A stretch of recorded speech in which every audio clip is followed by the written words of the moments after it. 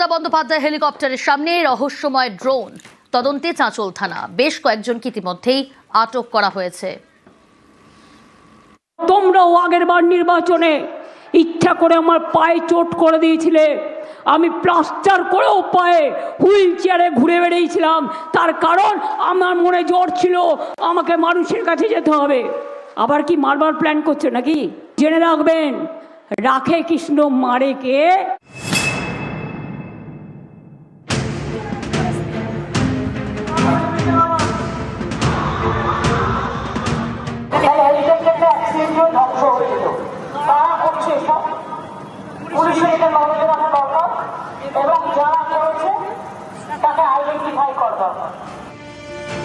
মমতা বন্দ্যোপাধ্যায় তৃণমূল নেত্রী জেলায় জেলায় ভোটের প্রচার করছেন। শনিবার মালদার ৩ বিধানসভা আসনে তাঁর সভা ছিল।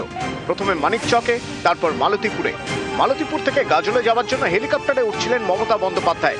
সভাস্থলের পাশেই অস্থায়ী হেলিপ্যাড। কপ্টারে ওঠার সময় মমতা বন্দ্যোপাধ্যায় দেখেন তার হেলিকপ্টারের সামনে ড্রোন উড়ছে।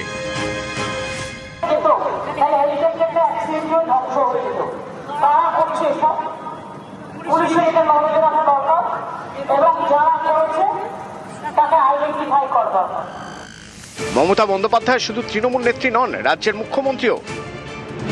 Z+ সিকিউরিটি পান। তার নিরাপত্তার দায়িত্বে স্বরাষ্ট্র দপ্তরের অধীনস্থ ডিরেক্টরেট অফ সিকিউরিটি। উড়ানের আগে রুট ক্লিয়ারেন্স দেয় ATC, এয়ার ট্রাফিক কন্ট্রোল। এখানেই নানা প্রশ্ন উঠতে শুরু করেছে। মমতা বন্দ্যোপাধ্যায়ের কপ্টারের সামনে ড্রোন এলো কিভাবে? অনেকেরই প্রশ্ন। মমতা বন্দ্যোপাধ্যায়ের কপ্টারের কাছে ড্রোন ওড়ানোর ছাড়পত্র কি নেওয়া হয়েছিল? যদি অনুমতি মিলেও থাকে তাহলে সেটা মিলল কিভাবে? নিরাপত্তার বেষ্টনী এড়িয়ে অস্থায়ী হেলিপ্যাড চত্বরে ড্রোন পৌঁছয় কিভাবে? যখন ভিভিআইপি ফ্লাইং করে তখন কিন্তু আমাদের সব থেকে বেশি সেফটি সিকিউরিটির দিকে আমাদের নজর থাকা মোস্ট প্রায়োরিটি। টেক অফ পাথে কোনো রকম যদি অবস্ট্রাকশন হয়, এবং টেক অফ পাথটা হচ্ছে যে কোনো এভিয়েশন ফিল্ডের মোস্ট ইম্পর্টেন্ট পাথ, ওই অবস্ট্রাকশন টেক অফ পাথে আসলে যদি সেটা ইঞ্জিনের মধ্যে প্রবেশ করে যায়, বা ধরুন চপারের যে ব্লেড আছে সেই ব্লেডকে হঠাৎ করে হিট করে দেয়, তাহলে কিন্তু টেক অফ পাথেই একটা বড় ধরনের দুর্ঘটনা ঘটে যেতে পারে। এই অবস্থা ওই যে ড্রোন সামনে ছিল তার কি পারপাস ছিল, কি উদ্দেশ্য ছিল আমরা এখনো জানি না, কারণ এটা তদন্ত সাপেক্ষ। ড্রোনের জন্য কিন্তু স্পেশাল আপনার পারমিশন লাগতে হয়, যেমন DGCA পারমিশন দেয়, পার্টিকুলার একটা ড্রোন রেজিস্ট্রেশন হয়, ফ্লাইট পারমিশন নিতে হয় যে এই সময় থেকে আমি এই সময় আমি উড়বো, এই হাইট বা এই অল্টিটিউডে আমি উড়বো, অপারেটর লাইসেন্স রেজিস্টার করতে হয়। অ্যাভিয়েশন ফিল্ডে এইরকম ভাবে একটা আনম্যান্ড একটা ভেহিকল চলে এলো, সেটা কিন্তু খুবই সুখকর ব্যাপার নয়। এটা কিন্তু একটা সিকিউরিটি ল্যাপসই আমি বলবো। এটা তো একটা বিরাট বড় সিকিউরিটি থ্রেট। একজন চিফ মিনিস্টার একটা জায়গায় সভা করতে গেছেন, তার আগে এবার তিনি উঠবেন, ঠিক তার আগের মুহূর্তে একটা ড্রোন দেখা যাচ্ছে, সেটা তো ভয়ঙ্কর ব্যাপার, তার লাইফ থ্রেট হতে পারে। যারা কনসার্ন এই সিকিউরিটির ক্ষেত্রে, তাদের কিন্তু যথেষ্ট পরিমাণ সজাগ এবং সতর্ক হওয়াটা খুবই দরকার। সেটা কি চিন্তা ভাবনা করেছেন ওনারা জানি না, হঠাৎ করে আকাশে একটা ড্রোন কোত্থেকে এলো সেই ব্যাপার নিয়ে একটা তদন্ত হওয়া দরকার, এবং এটা তদন্ত করে বার করা দরকার যে কারা করেছে। মমতা বন্দ্যোপাধ্যায়ের কপ্টারের সামনে ড্রোন, তদন্তে চাঁচল থানা। মুখ্যমন্ত্রীর যে হেলিকপ্টার উড়বে, উনি যাবেন, সেখানে বারবার এগুলো কেন হচ্ছে? এর মধ্যে কি কোনো বিশেষ ষড়যন্ত্র আছে? একটা বড় ষড়যন্ত্র এর মধ্যে আছে। কমিশনকে জানাবেন? নিশ্চয়ই জানানো হবে। নিউজ 18 বাংলা। গতকাল অধীর রঞ্জন চৌধুরীর প্রচারে ধুন্ধুমার পরিস্থিতি, উত্তেজনা পরিস্থিতি তৈরি হয়েছিল। গতকালের পর আজ ফের অধীরের প্রচারে উত্তেজনা। প্রচারে বাড়তি নিরাপত্তা সত্ত্বেও গো ব্যাক অধীর। অধীরের প্রচারে আজ গো ব্যাক স্লোগান।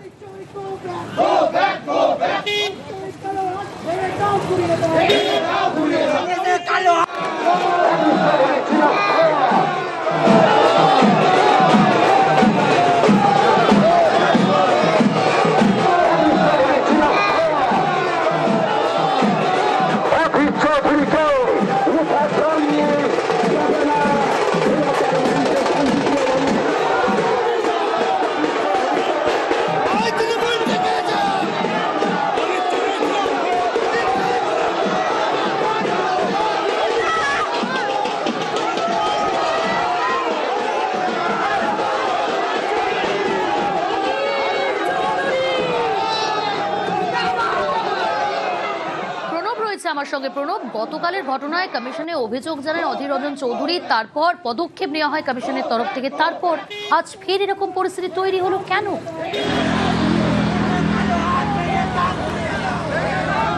দেখো, আজকেও পূর্ব নির্ধারিত 3 নম্বর, 7 নম্বর এবং 8 নম্বর ওয়ার্ডে কিন্তু প্রচার করতে সকালবেলা থেকেই আর কি শুরু করেন অধীর চৌধুরী।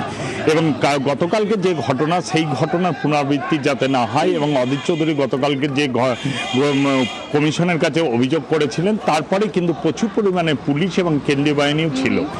তারপরে দেখা যায় 3 নম্বর তোমার ওয়ার্ডে যে আনন্দময়ী কালীবাড়িটা রয়েছে, সেখান থেকে যখন যাত্রা শুরু হয়, তখন একদল তৃণমূল সমর্থকরা তারা কিন্তু অধীর চৌধুরীকে দেখে তারা গো ব্যাক স্লোগান দিতে শুরু করে এবং রীতিমতন উত্তেজনা পরিস্থিতি সৃষ্টি হয়।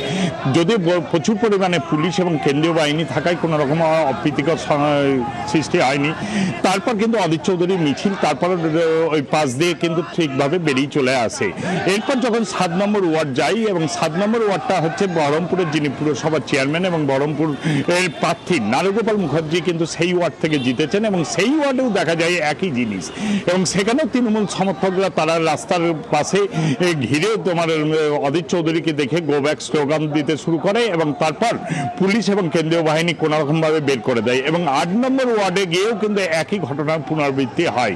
যদিও অধীর চৌধুরী এই ঘটনাকে আমল দিতে রাজি নয়, তিনি বলছেন যে চিৎকার চেঁচামেচি বিক্ষোভ দেখাতেই পারে, মানুষের মধ্যে একটা আতঙ্কের পরিবেশ সৃষ্টি করার চেষ্টা করছে তৃণমূল কর্মীরা, তাকে কিন্তু আমল দিতে, তাকে কিন্তু পাত্তা দিচ্ছেন না এবং একে প্রতিহত করবেন বলে কিন্তু অধীর চৌধুরী জানিয়েছেন। তবে তৃণমূল কর্মীদের দাবি যে অধীর চৌধুরী ভোট এলেই যেহেতু তিনি বহরমপুর শহরে এসে দাঁড়াতে শুরু করছেন, তাকে অসময়ে কোনো শহরবাসী পায় না, সেই কারণেই তারা বিক্ষোভ দেখাচ্ছেন এবং তাকে গো ব্যাক স্লোগান দিচ্ছেন। এবং নারুগোপাল মুখার্জি যেহেতু এলাকার উন্নয়ন করেন এবং এলাকার সবসময় মানুষের পাশে থাকেন, সেই কারণে কিন্তু তারা নারুগোপালকেই এই এলাকা থেকে, এই বিধানসভা কেন্দ্র থেকে চাইছে। তবে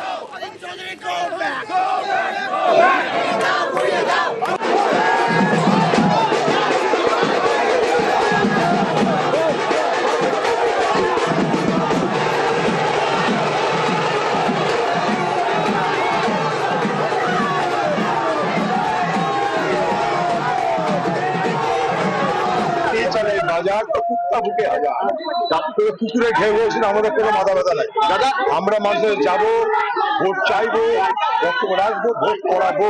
মানুষকে আতঙ্কিত করে রেখেছিল মিউনিসিপালিটি ভোটে, এবারে এসব হবে না, এগুলো হতে দেবো না, হবে না মানে হতে দিব না, দেবো না তো দেবো না। ভোট হবে তো হবে, নির্বিঘ্নে নির্ভয়ে অবাধ নির্বাচন করিয়ে ছাড়বো ছাড়বো ছাড়বো। এই শহরকে সন্ত্রাস মুক্ত, ভয় মুক্ত করবার জন্য যা যা করণীয় সব করবো, করবো তো করবো।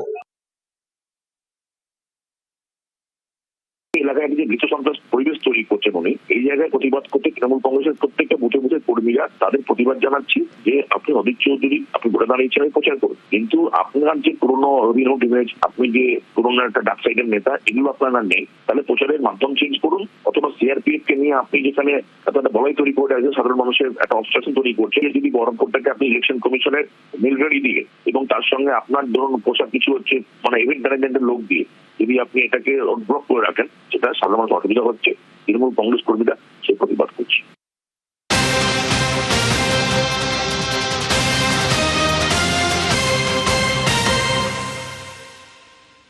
যেমনটা বলছিলাম আপনাদের যে অধীরের প্রচারে অশান্তিতে কড়া কমিশন, বহরমপুর থানার আইসির বিরুদ্ধে বিভাগীয় তদন্ত, 4 তৃণমূল কর্মীর বিরুদ্ধেও আইনি পদক্ষেপ। বহরমপুরের প্রচারে মুখোমুখি কংগ্রেস তৃণমূল, বহরমপুরের বটতলায় দুপক্ষের হাতাহাতি। গতকাল এই পরিস্থিতি তৈরি হয়েছিল। অধীর রঞ্জন চৌধুরী তিনি কিন্তু কমিশনে অভিযোগ জানায়, তারপরই কমিশনের তরফ থেকে পদক্ষেপ, কড়া কমিশন। বহরমপুর থানার আইসির বিরুদ্ধে বিভাগীয় তদন্ত, 4 তৃণমূল কর্মীর বিরুদ্ধেও আইনি পদক্ষেপ। বটতলায় দুপক্ষের হাতাহাতি, অধীরের প্রচারে অশান্তিতে পদক্ষেপ নির্বাচন কমিশনের। আর মানে তো ওরা আমার কাছে পরাজিত, আর এবার আবারও বলে দিচ্ছি পিছিয়ে যাবো এবার একদম। আর তৃণমূল যদি রক্তারক্তি চায় তো রক্তারক্তি হবে, তৃণমূল যদি মনে করে রক্তারক্তি করতে চায় তো রক্তারক্তি হবে। এবার হুঁশিয়ার করে দিলাম, মাস্তান না, এটা প্রমাণ আগেও করে দিয়েছি এই ওয়ার্ডে করে দিয়েছি রবীন্দ্রনাথের আমি প্রতিটা জায়গায় ওর গোটা জেলা থেকে প্রচার করতে বলুন। বহরমপুরের লোক নিয়ে ও কত বড় মাস্তান, ওকে বলুন যে উত্তরাতে আমাদের সঙ্গে লড়ছে। একটা বুথে ও একটা তৃণমূল কংগ্রেস কর্মী থেকে ওর লোক ওর সিকিউরিটি নিয়ে একটা গায়ে হাত দিয়ে দেখাক, তারপর দিন অধীর বেড়াতে পারবে নাকি বলে দিচ্ছে। এখানে বহরমপুরে বেড়াতে দিব না।